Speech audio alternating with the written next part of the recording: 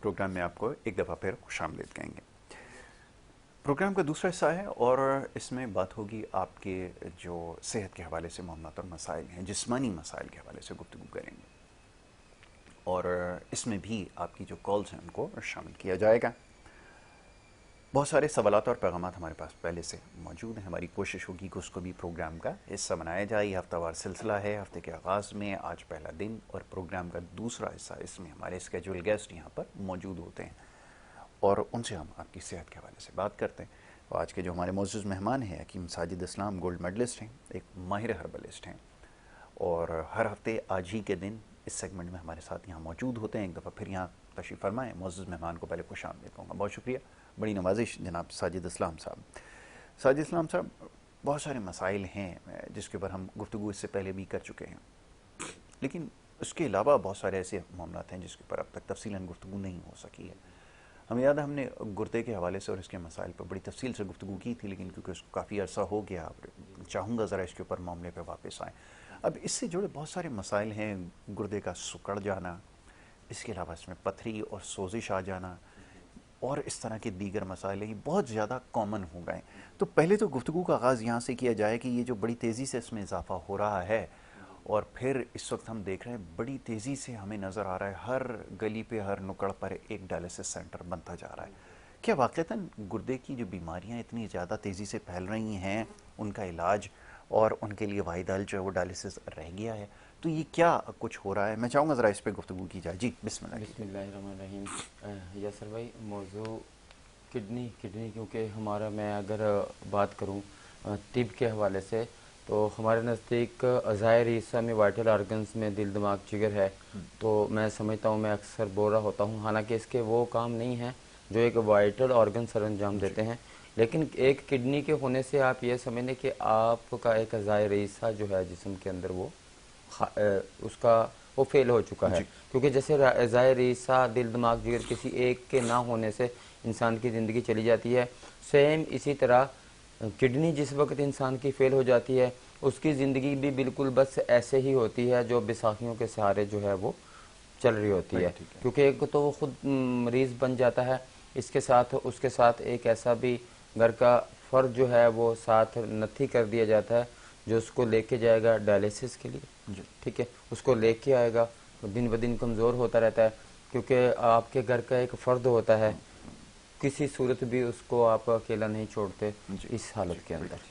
तो जिस तरह लीवर है, लीवर के अंदर जो दो मेजर हार्मोन्स हमारे आते हैं जिसको हम एक्सोक्राइन और एंडोक्राइन का नाम देते हैं, जिसको हम उर्दू के अंदर गुदद नाकला और गैर नाकला का नाम देते हैं। इसके अंदर ज़रूरी हार्मोन्स आते हैं और जिस्म के अंदर से गंदे मादे निकालने वाले सारे हार्मोन्स आते हैं। उसका इसी तरह लिंक है हमारे किडनी का लीवर के साथ भी। ठीक है जी। तो होता क्या है कि किडनी हमारा किस वक्त फेल हो रहा होता है, उसकी क्या वजूहात होती हैं। जैसे कि पिछले प्रोग्राम के अंदर भी एक हमारी बात डिस्कस हुई थी, जो हम कर रहे थे कि जब जिगर की हरारत बढ़ जाती है, जिगर की हरारत बढ़ जाती है तो लीवर के अंडर में, क्योंकि किडनी भी होता है, यहाँ पे गुर्दा जो है वो तस्कीन में आ जाता है। जिस वक्त आपका किडनी तस्कीन में आएगा, क्योंकि हमारा जो गुदद होता है, हमारे मसल्स, गुदद और दिमाग, ठीक है जी, हमारा दिमाग जो होता है वो जिस्म से इखराज कर रहा होता है यूरिन का। दिमाग जो होता है, आपने देखा होगा जो हकीकी शुगर के लोग होते हैं उनको पेशाब बहुत ज़्यादा होता है, क्योंकि उनको दिमागी तौर के ऊपर ये शुगर होती है। हकीकी शुगर होती ही दिमागी है। सेम इसी तरह ये जो हम जिक्र करते हैं अपने इसके अंदर गुद्दी शुगर का, गुद्दी से मुराद हमारा लीवर है, ग्लैंड सिस्टम है हमारा। तो जिस वक्त हम जिगर के प्रॉब्लम के अंदर आते हैं, इसी की वजह से हमारे गुर्दों के अंदर जो है वो सोजिश हो जाती है।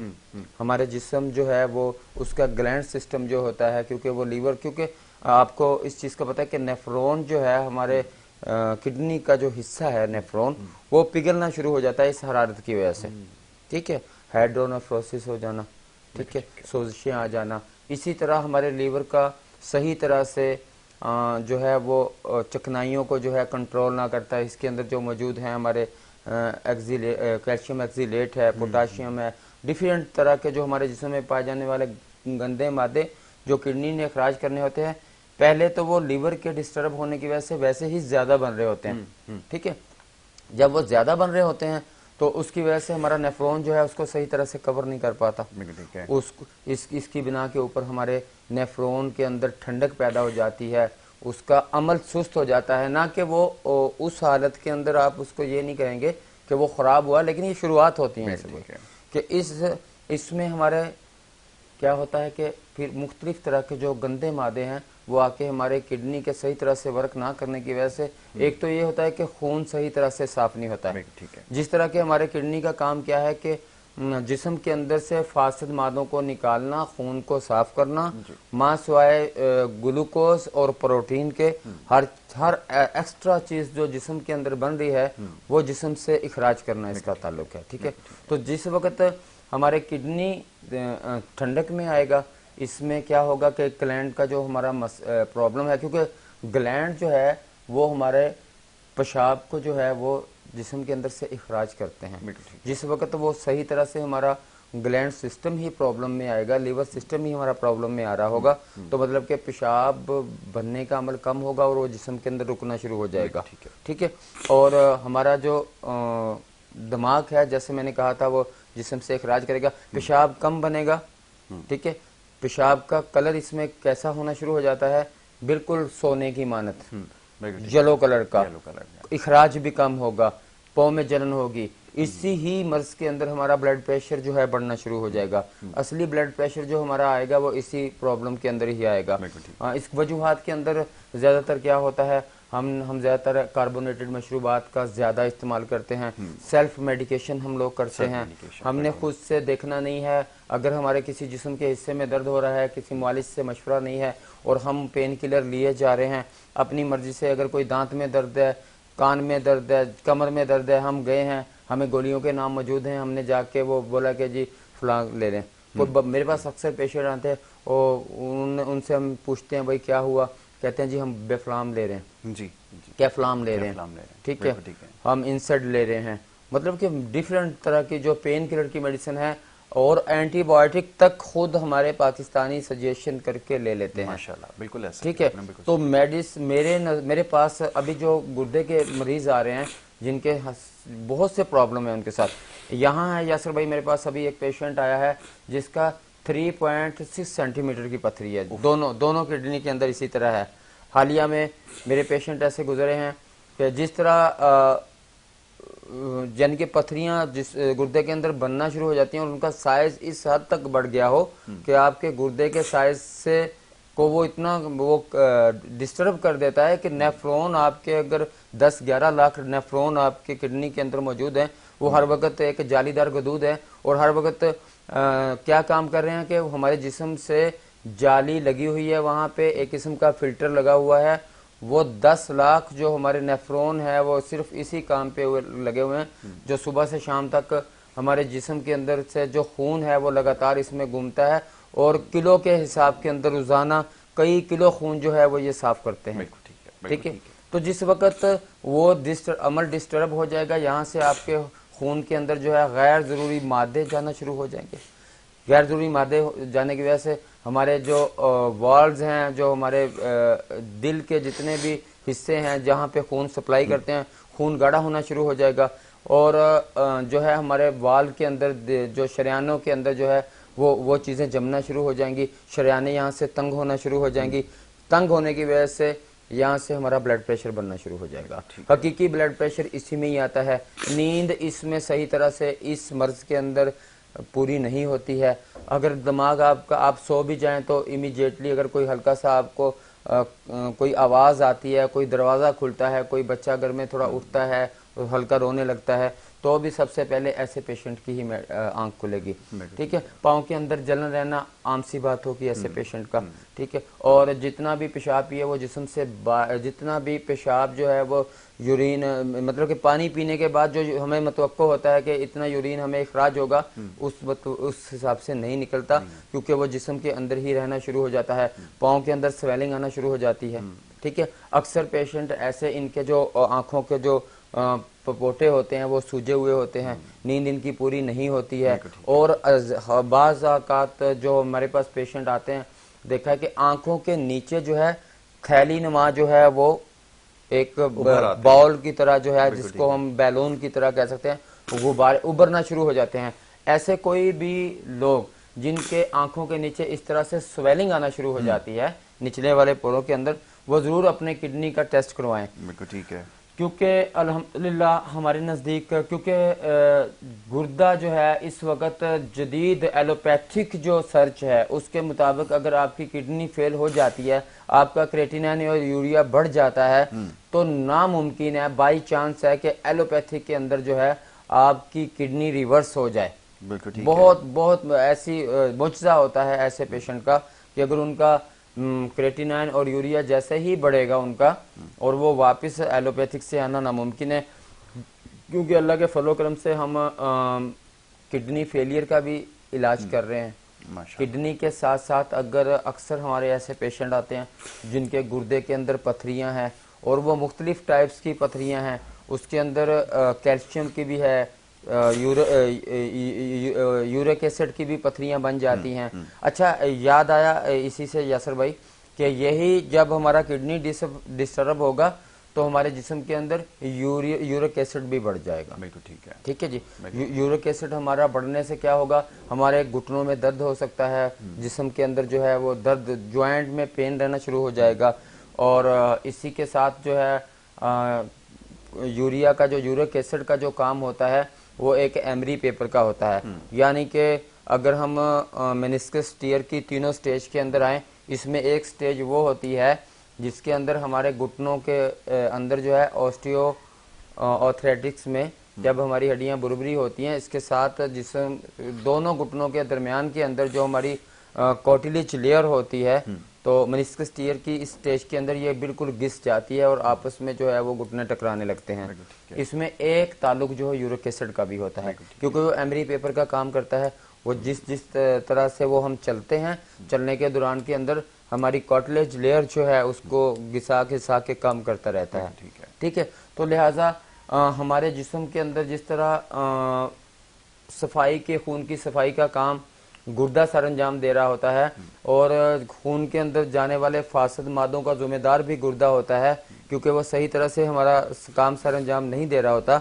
हमारे जिस्म के अंदर कुदरती तौर के ऊपर खून की सफाई का वाह जरिया जो है वो सिर्फ और सिर्फ किडनी है। ठीक है। और अगर कुदरती तौर के ऊपर हमारे जिस्म के अंदर खून की सफाई बंद हो जाती है, तो फिर इस गुर्दे के खराब होने के बाद हमें बैरूनी तौर के ऊपर ये खून किडनी सेंटरों में जाके, SIUT के अंदर जाके, पाकिस्तान में मुख्तलिफ इदारे बने हैं, वहाँ पे वो जाके हमको इसके खून की सफाई करवानी पड़ती है।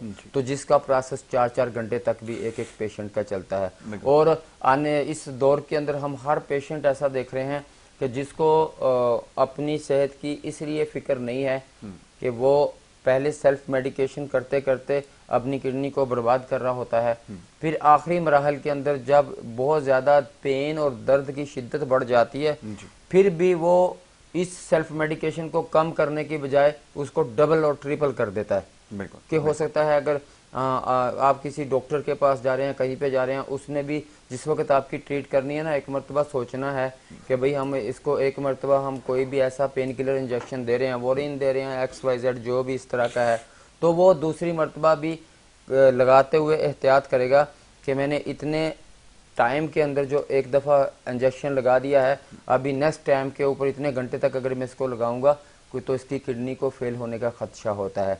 तो जब वो एक मौलिज इतनी ज़्यादा एहतियात कर रहा होता है, एंटीबायोटिक देते वक्त आप सोच रहा होता है कि कोई भी चीज़ आपकी किडनी को डिस्टर्ब ना कर दे, हमारे नज़दीक सबसे ज़्यादा, जैसे अक्सर मैं यासर भाई के इलाजों में बोल चुका हूँ कि हमारे नज़दीक गुर्दे का फैल जाना या सुकड़ जाना, दोनों सिचुएशनों के अंदर जो हमारे खलत के मुख्तलिफ सेटअप होते हैं, वो फिर टॉपिक दूसरी तरफ चला जाएगा। मैं चाह रहा हूँ मुख्तसर किस्म का आपके साथ बात की जाए।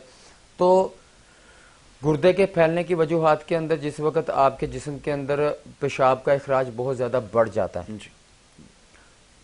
मैं शुगर की मिसाल इसलिए दे रहा होता हूँ कि हम किडनी के ऊपर इसलिए अल्हम्दुलिल्लाह महारत रखते हैं कि हमारे शुगर के या हमारे मतलब में आने वाला हर मरीज़ जो होता है, हमें उसकी किडनी का इतना ही ख्याल रखना पड़ता है जिस तरह अक्सर मुहावरा बोला जाता है कि अगर आपका मैदा अच्छा है तो आप तंदुरुस्त हैं।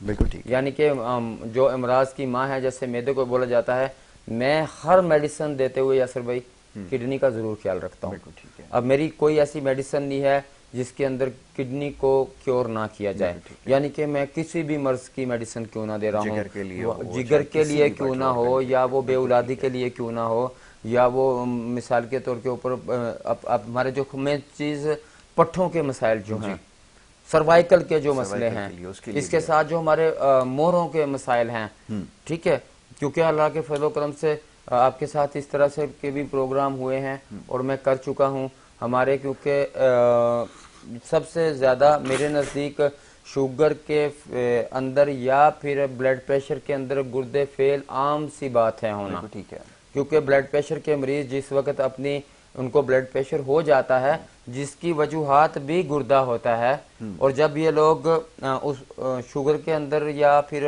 हकीकी ब्लड प्रेशर के अंदर मुब्तला हो जाते हैं, तो यहाँ पे अगर आपके कंसल्टर ने आपको कंफर्म कर दिया कि आपने ये मेडिसिन खानी है, बिल फर्ज खून को पतला करने वाली जितनी भी मेडिसिन होती हैं, बीटा ब्लॉकर होती हैं, एस्कॉर्ड, कॉनकोर, जितना भी हो गया, क्योंकि हमारे नज़दीक तो ऐसे है कि हमने जिस वक्त ब्लड प्रेशर के मरीज का इलाज करना है तो अल्लाह के फजल से कुछ अरसे तक इलाज करने के बाद वो अपने सारे जब टेस्ट करवा लेगा वो क्लियर आएंगे। बिल्कुल ठीक है। जब क्लियर आएंगे तो आपको लगातार एस्कॉर्ड लेने की जरूरत नहीं है, कॉनकोर लेने के लिए, लिपिगेट, कॉन, जितने भी XY फार्मूले, इजी डे आता है, खून को पतला करना, या बीटा ब्लॉकर, कुछ भी लेने की जरूरत नहीं है। अभी हम इसका इलाज जो कर रहे होते हैं यासर भाई, इसके अंदर हम जो चीजें दे रहे होते हैं, ऐसा पेशेंट जिसको किडनी का प्रॉब्लम चल रहा है, हम उसको पालक खाने से मना करते हैं, बड़ा गोश्त खाने से हम उनको मना करते हैं। ऐसे पेशेंट को जो है हम मल्टीविटामिन जो अपने तौर के ऊपर कोई ले रहा होता है, गैर जरूरी किस्म की, यानी कि जो वो प्रोटीन ले रहा हो, फूड सप्लीमेंट ले रहा हो, क्योंकि यहाँ पे ज्यादा ये भी होता है कि अगर आप एक्स्ट्रा तौर के ऊपर फूड सप्लीमेंट ले रहे हैं या अपने तौर के ऊपर आप कैल्शियम की कोई भी मेडिसिन लिए जा रहे हैं लगातार, उसके ज्यादा लेने की बिना के ऊपर भी आपके किडनी के अंदर जो है वो पथरी हो सकती है। जी जी, कॉलर को शामिल करते हैं, ये बड़ा अहम मौजूद है कि पथरी इसके अंदर जो है वो कैसे बनती है। जी अस्सलाम वालेकुम। हेलो, वालेकुम अस्सलाम, मैं अरूज बोल रही हूँ। जी जी, कहाँ से बात कर रही हैं, फरमाइए। जी, मैं इस्लामाबाद से। जी जी, क्या पूछना चाहेंगी, फरमाइए। मैं बस वैसे ही आपका प्रोग्राम अच्छा है, ये तारीफ करने के लिए कॉल। बहुत शुक्रिया, बहुत शुक्रिया, बड़ी नवाजिश। कुछ पूछना चाहेंगी? नहीं, कुछ नहीं, आप जरा ड्रेसिंग अपनी अच्छी करके आया करें। मैं बिल्कुल कोशिश करूंगा, जैसे ही पैसे आएंगे मैं ड्रेसिंग के ऊपर बिल्कुल खर्चा कर दूंगा। और कोई चीज़ अगर देखना चाहें या बताना चाहें, निशानदेही करना चाहें तो हाजिर हैं, फरमाइए। अच्छा चलें, तो ये है। अब वापस जरा टॉपिक की तरफ आते हैं। यसर भाई, हमारा जो बनना है ना, ये एक बड़ा अहम मामला है। जैसे अभी आपने निशानदेही की कि जो कैल्शियम है, ये एक बड़ी वजह होती है। लोग एक्सेसिव अमाउंट में कैल्शियम जो है वो लेना शुरू करते हैं और ये जाके फिर इवेंचुअली किडनी के ऊपर ही डिपॉजिट होना शुरू होता है, छोटे छोटे क्रिस्टल्स की शक्ल में। इसको कैसे रोकें? अब ये तो हर जगह कैल्शियम के हवाले से वो अवेयरनेस प्रोग्राम चल रहे हैं, सप्लीमेंट्स की तरफ लोगों को ला रहे हैं। यसर भाई, किसी भी चीज़ को आप खाने से पहले बेहतर है कि आप टेस्ट करवा लें, ठीक है। जदीद दौर के अंदर हमारे पास जिस्म के अंदर जितने भी कैल्शियम की कमी है, आपके साथ विटामिन डी की डेफिशिएंसी आ रही है, कोई भी आपके साथ अगर कोई प्रॉब्लम है, कोई भी चीज़ मुस्तकिल लेने से पहले आप एक दफ़ा अपना टेस्ट करवा लें। जहाँ पे आप उसके ऊपर इतना पैसा खर्च करेंगे, एक टेस्ट करवाने से आपको फ़र्क नहीं पड़ता है। टेस्ट करवा लें, अगर आपके जिस्म के अंदर इस तरह की कोई कमी पाई जाती है तो आप इसका इस्तेमाल शुरू करें, ठीक है। अगर आपके जिस्म के अंदर ऐसी कमी नहीं पाई जाती है या किसी मुआलिज को आप टेस्ट करवाएं, ठीक है। देखिए, ऑस्टियोआर्थराइटिस के अंदर क्या चीज़ को कॉमन रखा जाता है? कैल्शियम की डेफिशिएंसी को देखा जाता है, विटामिन D3 को देखा जाता है, ठीक है। और इसके साथ साथ हमारे जिस्म के अंदर हर चीज़ को, यानी कि यूरिक एसिड को भी, हर चीज़ को फॉलो करने के बाद फिर फीडबैक के ऊपर मुआलिज जो है आपको वही चीजें दे रहा होता है, रेमेटॉइड आर्थराइटिस हो या ऑस्टियोआर्थराइटिस हो। अच्छा, हमारे यहाँ हर जोड़ों के दर्द में यही तस्वुर किया जाता है कि शायद इसकी वजह कैल्शियम की डेफिशिएंसी है, इस वजह से उस तरफ चले। नहीं यासर भाई, तो आपको पता है रेमेटॉइड आर्थराइटिस के अंदर तो बिल्कुल भी ऐसा नहीं होता है। ऑस्टियोआर्थराइटिस के अंदर तो बिल्कुल चले मानते हैं एक चीज़ हो सकती है, हड्डियों का बुरबुरापन हो सकता है, आपस में टकरा सकते हैं, लेकिन अगर हम गठिए का इलाज देखें वो अलग अलग से है। गठिए के अंदर क्या होता है, नकरस छोटी उंगलियां जो होती हैं इनमें दर्द होता है, और एक स्टेज के ऊपर आने के बाद आपके हाथों का जो है ये शेप बनना शुरू हो जाती है। अल्लाह माफ करे कि यानी कि टेढ़ी हो जाती टेढ़ी है, होना शुरू हो और जाती आपके लेग्स, आपके उंगलियां, पूरे बॉडी की जो हड्डियां होती हैं, इवन के सर्वाइकल के और मोरों के जो शेप्स है वो आपस में चेंज होना शुरू होते हैं, मॉडरेट होना शुरू हो जाते हैं, ठीक है, माइल्ड होना शुरू हो जाते हैं। और उसके बाद हराम मगज की जैसे ही नसें दबना शुरू हो जाती हैं, वो जैसे हम बोलते हैं ना कि सर्वाइकल के अंदर C1 C2 एक अहम किरदार करता है, कि अगर उसमें प्रॉब्लम आ जाता है तो आपके दोनों बाजुओं के साथ साथ दोनों टांगों के साथ खतरा होता है। ठीक है। अगर नीचे के टाइप में प्रॉब्लम आता है तो चलो वो हाथों को लेमनेस को प्रॉब्लम करता है।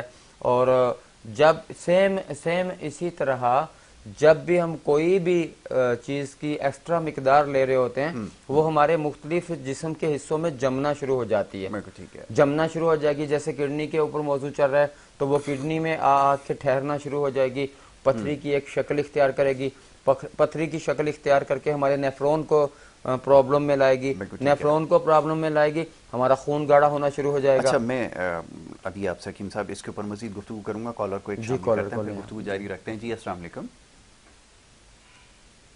जी अस्सलाम वालेकुम। जी वालेकुम सलाम। कौन और कहाँ से बात कर रहे हैं? सर यासीन बोल रहा हूँ लाहौर से। जी फरमाइए, क्या पूछना चाहेंगे? इंसुलिन लगा रहा हूँ तो वो शुगर की वजह से कमजोरी बहुत हो चुकी है। अल्लाह खैर करे। उम्र कितनी हो गई है? 42 साल। ब्लड प्रेशर तो नहीं है साथ? नहीं, ब्लड प्रेशर कभी कभी हो जाता है। आपका पेट बड़ा हुआ तो नहीं है? नहीं, पेट नहीं, तो बिल्कुल स्मार्ट है, स्मार्ट है। शुगर पैरों की, हाँ जी, पैरों की तलियां भी बहुत दर्द करती है। दर्द करती हैं? जलन तो नहीं करती हैं? जलन नहीं करती। अच्छा, इंसुलिन लगाने के बाद आपका रात में पेशाब तो नहीं आता है ज्यादा? नहीं, रात को नहीं आता। इंसुलिन कितने अरसे से लगा रहे हैं आप? 1 साल हो गया है। 1 साल हो गया। इंसुलिन से पहले आपको लगाने से पहले आपको कोई ब्लड प्रेशर वगैरह तो नहीं था? नहीं, पहले ब्लड प्रेशर नहीं था। ठीक है जी। हेपेटाइटिस का इलाज करवाया था मैंने। किस चीज का जी? हेपेटाइटिस का कोर्स करवाया था। हाइपेटाइटिस का कोर्स करवाया था, बिल्कुल जी।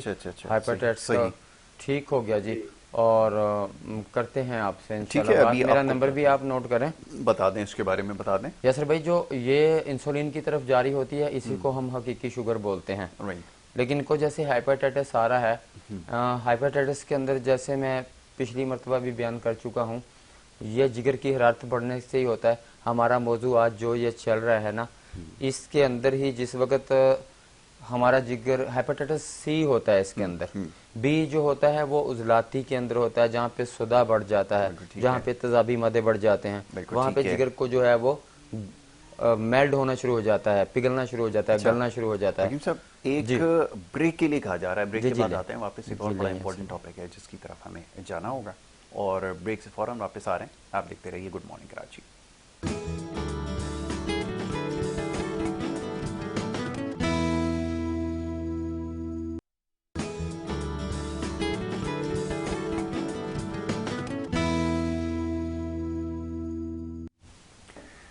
प्रोग्राम में आपको एक दफ़ा फिर खुश आमदेद कहेंगे। ब्रेक पे जाने से पहले गुफ्तगू जारी थी। हकीम साजिद इस्लाम साहब तशरीफ़ फरमा हैं और आपके इस सवालों के जवाब दे रहे थे मुख्तलिफ बीमारियों के हवाले से, और ख़ासतौर पर आज बात हो रही थी गुर्दे के अमराज के हवाले से। हकीम साहब, ये फरमाइएगा कि एक आम ख्याल ये है कि जब भी किसी को गुर्दे की तकलीफ़ होती है, हमारे यहाँ ममलिकत खुदादाद में एक बड़ी हमारी खुशकिस्मती है कि आपको हर जगह चलते फिरते उठते बैठते हर शख्स जो है वो डॉक्टर आपको मिल जाएगा, और वो आपको फ़ौरन से तजवीज़ करेगा कि जी आप पानी ज़्यादा पीना शुरू कर दें तो आपका मसला हल हो जाएगा। अब ये बताइए किस हद तक बात दुरुस्त है, और क्या वाक़तन ज़्यादा पानी पीना चाहिए? क्योंकि अक्सर मैं ये देखता हूँ कि टीवी पे जो बैठे लोग होते हैं वो कहते हैं जी हमारी खूबसूरती का राज ही हम पानी का इस्तेमाल ज़्यादा करते हैं। आप ज़रा फरमाइए। यस भाई, पानी के साथ साथ हम थोड़ा खुराक का भी जिक्र करेंगे कि अगर जिनको किडनी में जो है स्टोन होता है या जिनको किडनी का प्रॉब्लम है वो कौन सी चीज़ें ज़्यादा खाएं उनके लिए बेहतर होगी। अल्लाह तबारक तआला ने हमारा जो डाइजेस्टिव सिस्टम बनाया है, निज़ाम मेटाबॉलिज्म निज़ाम जो है हमारा, जो भी सिक्रेशन हो रही होती है इसके अंदर, जिस वक्त खाना हजम होने के बाद हमारा लीवर की तरफ मूव करता है, कैलूस और कैमूस बनते हैं, जब ये ब्लड के अंदर चेंज होता है हमारा खाया पिया, तो जैसे ही वो मैदे पे निकल के यहाँ पे आता है, इस वक्त आपकी बॉडी खुद से, जिसका लफ्ज हम बोलते हैं प्यास, जी जी हमको महसूस होती है, खुद से प्यास महसूस होती है।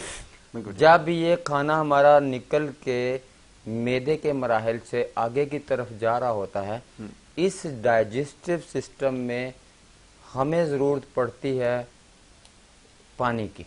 राइट। पानी का पीना चाहिए, और कितनी मिकदार में पीना चाहिए, और क्या ज़्यादा पानी पीना हमारी सेहत के लिए अच्छा है। मेडिकल टिप और अगर बॉडी की अपनी ज़रूरियात के हवाले से हम बात करें तो वो ऐसे बनती है कि जिस वक्त आपको प्यास लगती है तब ही पानी पिया जाए। बिल्कुल ठीक है। अगर आपको प्यास नहीं लगती है तो आप पानी मत पिएं। अगर आपको पता है कि एक नॉर्मल इंसान अगर गर्मियों के अंदर वो काम काज की सूरत में है, और काम काज करने के बाद उसको अपनी बॉडी को जो है उसने वर्क में लाया है, उसके बाद उसको उसके जिस्म के अंदर से पसीने का इखराज हुआ है। पसीने का इखराज क्योंकि गर्मियों के अंदर ज़्यादा बढ़ जाता है काम काज करने की वजह से, तो जब हमारे जिस्म से नालीदार गदूदों के ज़रिए जो है जिस्म से गंदे मादे इखराज होते हैं पसीने की सूरत के अंदर से, तो हमें पानी की प्यास की शिद्दत महसूस होती है। कॉलर को शामिल जी, करते कॉलर हैं, को शामिल फिर गुफ्तगू जारी रखते हैं। जी अस्सलाम वालेकुम। अस्सलाम वालेकुम। हेलो, अस्सलाम वालेकुम। जी वालेकुम अस्सलाम। कौन और कहाँ से बात कर रही हैं, फरमाइएगा। जी, मैं दवा तो ये ना छत्ती साहब से पूछते हैं, बीपी हाई रहता है, दवाई तो खाती हूँ मगर कभी कभी बढ़ जाता है, और ना कानों में ससराहट होती है जब बीपी बढ़ता है ना। जी तो जी। मेरे प्रेशर होता है और कान के बाहर बहुत दर्द होता है। अच्छा, कोई बताए, मैं मेडिसिन खाती हूँ एलोपैथिक। मेडिसिन ले रही हैं अभी बीपी के लिए? हाँ जी, रोज लेती हूँ। कितने अरसे से ले रही हैं? चलिए मैं 3 जाएगी, बताइए आप। मैं आपकी आवाज़ सही नहीं सुन पाया, आप ये फरमाइए कितने अरसे से दवा इस्तेमाल कर रही हैं? 7-8 साल हो गए। 7-8 साल हो गए। शुगर का मर्ज भी है लाख? नहीं, शुगर नहीं। अच्छा, दिल की धड़कन कितनी रहती है? जी, हार्ट बीट चेक की है कभी आपने? आनी सही रहती जी। सही रहती है, चलें ठीक नीचे है। ऊपर का क्या रहता है अंदाज़ा? ब्लड प्रेशर जब चेक करती है कि बताइए खाने के लिए कोई चीज। मैं आपको बता देता हूँ, जरा इस सवाल का जवाब दीजिए कि जब ब्लड प्रेशर चेक करती हैं तो जरा अब वो हमारे यहाँ कहते हैं नीचे और ऊपर का कितना रहता है, बता सकती हैं कुछ रीडिंग? टीवी के ऊपर जवाब सुनिए। अच्छा मेरा रहता है 120, वैसे रहता 80 रहता है 70।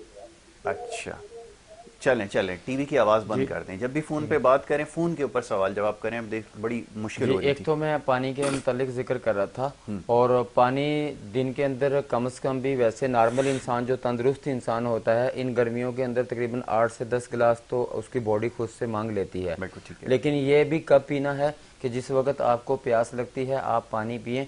बेजा पानी का इस्तेमाल किडनी के खराब करने के अंदर एक अहम किरदार अदा करता है। बहुत अच्छी बात है। मेरा ठीक है सवाल जी। आप सुन लीजिए, जी, इसका जी। भी जवाब साथ दे दीजिए। आपने कहा 8 गिलास पानी, अब ये पानी लिक्विड की शक्ल में होता है। ठीक है।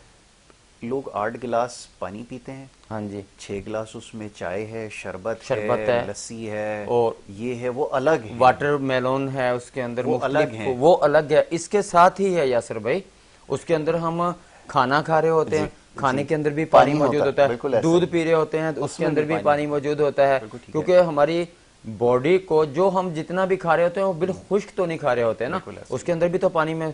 अभी ये तो नहीं है हमने सिर्फ 8 गिलास, ठीक है, हमने 8 गिलास इंक्लूड हर चीज को किया है जी, आपने बहुत अच्छी जो बात हम की खा रहे होते हैं। और बेजा जो पानी का इस्तेमाल है बॉडी के लिए वो बिल्कुल सही नहीं है। ज्यादा बिला वजह जो पानी पीना होता है, पिए जा रहे हैं, क्या हुआ जी, पता चला जी इसके पीने से जो है, मैं पानी बहुत ज्यादा पीता हूँ, मैं तो जी सुबह से शाम तक कितने पी जाते हैं पता चलता है जी, वो आप 20 गिलास पानी के पी जाते हैं। पानी तो मैं उठते ही 2 गिलास पीता हूँ। अक्सर मैं अपने टीवी चैनल्स के प्रोग्राम के अंदर यासर भाई के साथ 1000 मरतबा इस बात को बोल चुका हूँ कि निहार मुंह पानी पीना भी बीमारियों का बायस बन जाता है। एक मिकदार में पीना हम कभी भी मना नहीं करते हैं कि अगर आपको प्यास लगी हुई तो 1-2 घूंट पिए ताकि आपके प्यास की शिद्दत कम हो जाए। इसका इस नियत से पीना कि हम 2 से 3 गिलास पानी के अगर पी लेते हैं तो उससे हमारे गुर्दे साफ हो जाते हैं, हमारा मैदा अच्छा रहेगा। मेरे पास आने वाला हर वो पेशेंट जब मैं उसके चेहरे के ऊपर झुर्रियां देखता हूँ, वक्त से पहले जो है उसके फेस के ऊपर सलवटें आना शुरू हो जाते हैं, उसकी एक सबसे पहला रीजन जो मेरे नजदीक 90% आता है वो खाली पेट उठ के पानी पी रहे होते हैं। पता चला है कि जी हमने तो आज तक यही सुना है कि अगर निहार मुंह पानी पिएंगे तो आपका मैदा अच्छा रहेगा, गुर्दे आपके साफ रहेंगे। जिस वक्त आपके बॉडी के अंदर कोई चीज एक ऐसी है ही नहीं है जिसको हमने कि हमारी बॉडी ने धोना है, साफ करना है, तो उसको आप बिला वजह अगर लेते रहेंगे। मैं अक्सर पेशेंट के साथ इस बात के ऊपर उलझता भी हूं और बता भी रहा होता हूं कि आप ऐसा करें कि अगर पानी ही से सारा कुछ हमें करना है तो आप सुबह से पानी ही पीना शुरू कर दें और दोपहर तक सिर्फ पानी के ऊपर बार बार गिलास पीते रहें आप, और तकरीबन 10-12 गिलास आप 12 बजे तक पी जाएं। अगर 12 बजे के बाद आपको उल्टियां नहीं आना शुरू होगी तो फिर हमसे आप बात करें। सही, बिल्कुल ठीक है ना जी। एक्स्ट्रा पानी, खाली पेट पानी। अक्सर आपने देखा होगा कुछ लोग बुखार के अंदर मुब्तला होते हैं लेकिन वो सिर्फ पानी ही पी रहे होते हैं, और बहुत से लोग सिर्फ लिक्विड के ऊपर अपनी जिंदगी के ऊपर कुछ घंटे गुजार रहे होते हैं, जैसे उन्होंने 24 घंटे कुछ खाया पिया नहीं है, सिर्फ पानी ही पिए जा रहे हैं और कुछ कर भी नहीं रहे हैं। चलो अगर कुछ कर रहे हो तो पसीना निकल रहा हो तो समझ में आता है कि पानी की जरूरत पड़ रही है, लेकिन कुछ कर भी नहीं रहे हैं और पानी ही पिए जा रहे हैं। अच्छा, ये आपने बड़ी अच्छी बात की है कि वो लिक्विड डाइट का एक सिलसिला आजकल शुरू हुआ है। मैं भी देख रहा था, एक बड़े मशहूर और मारूफ क्रिकेटर थे जी जी, वो हाल ही में उनका इंतकाल हुआ जी। जब उनकी ऑटोप्सी हुई, उनकी रिपोर्ट आई तो ये पता चला कि वो जनाब कोई लिक्विड डाइट का उन्होंने कोई तरीकाकार इख्तियार किया था वजन कम करने के लिए। सर बिल्कुल भी गलत है। हम वजन कम करने के अंदर, यासर भाई ये बात चल पड़ी है, वजन कम हो जाता है बहुत जी, से ज्यादा पानी लोग पी। जो वजन कम करने के लिए अक्यूट ऐसी मेडिसिन ले रहे होते हैं जो तेजी से आपके जिस्म के वजन, अक्सर मैंने ऐड में खुद देख रहा होता हूँ कि जी 1 माह के अंदर आपका 10 किलो वजन गिर जाएगा। बिला वजह वेट लॉस करना भी किडनी के नुकसान का बायस है। बिल्कुल ऐसा ही। जो लोग वेट को तेजी के साथ लॉस कर रहे होते हैं वो अपने साथ बहुत बड़ा जुल्म कर रहे होते हैं, पूरे ऑर्गन्स को डिस्टर्ब कर रहे होते हैं। अभी हमारा तरीकेकार वेट लॉस का क्या है, हमारे पास 100, 120, 25, मेरे पास 178 केजी तक की 16, 17 साल की यासर भाई बच्चियां आई हैं इलाज करवाने के लिए। अभी हमने उसका वजन हम कितना कम कर पाए हैं मैं ये बता दूं आपको। हम उनका सबसे पहले क्या देखते हैं कि इनको प्रॉब्लम क्या है जिसकी वजह से इसका वेट बढ़ रहा है। प्रॉब्लम को हमने देखा, इस 17 साल की एज के अंदर बच्ची के हार्मोन्स में डिस्टरबेंस है, ठीक है, उनके अयाम में बिल्कुल अयाम मुकम्मल तौर पे बंद हैं, या उसमें बेकायदगी है, या वो डिस्टरबेंस के अंदर ऐसे हैं कि औरतों को पता होता है, बच्चियों को पता होता है कि जो उसमें पोशीदा मसाइल आते हैं। सबसे पहले हमने उन चीज़ों को सही करना है जो कुदरत ने एक शख्स के साथ जोड़ दी होती हैं। बच्चे आते हैं, उनका वेट तेजी से गेन हो रहा होता है, होता क्या है कि थायराइड देखते ही नहीं है, इलाज कर रहे होते हैं, बिल्कुल टॉन्सिल बढ़ जाते हैं, ठीक है। हार्मोन्स को हम ओके करेंगे। किसी भी इलाज के दौरान के अंदर सबसे पहले तो हम तशखीस करते हैं। तशखीस हो जाने के बाद फिर जैसे कि आपको पता है कि 120 दिन के अंदर जदीद साइंस के मुताबिक जो है हमारे खुलियात टूट के एक दफा फिर वापस बन रहे होते हैं। सेम इसी तरह हमारे तिब जदीद के अंदर हम 100 दिन ऑलरेडी हमारे पास आज साइंसी तहकीकात इस पे आई हैं। 100 दिन के अंदर हम समझते हैं कि खलत चेंज होती है, यानी कि आपके पुराने सेल टूट के नए बनते हैं। अगर उसमें कोई सेहतमंद होते हैं वो वापस रीजनरेट हो जाते हैं, नहीं तो वो सारे के सारे खुलियात आपके बाहर निकल जाते हैं, ठीक है जी। और हम इसी तरह से हम जब इलाज कर रहे होते हैं 3 माह का हमारा जो चल रहा होता है, 3 माह के अंदर हमने हार्मोन्स को जिस्म की बॉडी के पूरे जो एक खलत ऊपर होती है उसको हम ओके करना होता है। 3 माह के बाद फिर हम मकवी और अक्सीर दे के इलाज को फाइनल करते हैं। और आखिरी बात यासर भाई मैं करूँ टाइम क्योंकि फाइनल है, हमारा तरीका इलाज ये है कि हम पूरी दुनिया के अंदर मेडिसिन भिजवाते हैं, पूरे पाकिस्तान के अंदर मेडिसिन भेजते हैं। हमने कुछ महीनों से, कोई 6 से 7 महीने से अपना बहुत इलाज थोड़ा सख्त किया है सेटअप। हमें फर्स्ट टाइम के यूरिन की पिक्स चाहिए होती है, आप हमसे कॉल्स करके पूछ लेते हैं कि किस तरह से हमने आपको वो यूरिन की पिक्स जो है, जो सुबह पहले टाइम का यूरिन होगा उसकी तस्वीर आप हमें भेजेंगे। उसके भेजने के बाद हम आपकी तशखीस फाइनल करते हैं और फिर हम आपको मेडिसिन भेज देते हैं और इंशाल्लाह ताला आपकी कॉल का जवाब दिया जाएगा व्हाट्सएप पे। वैसे मुझे कॉल कर देते हैं, हम भेजेंगे, दिए गए हैं, इसके पर आप रब्ता कर सकते हो। इंशाल्लाह सिलसिला जारी रहेगा क्योंकि प्रोग्राम का वक्त खत्म हो गया। बहुत सारे और दीगर मामलात हैं, इंशाल्लाह आगे शेर बहस आएंगे। बहुत शुक्रिया हकीम साजिद इस्लाम साहब, प्रोग्राम में वक्त देने के लिए इजाज़त चाहेंगे। मोहम्मद यासिर को और हमारी टीम को दें इजाज़त। अल्लाह।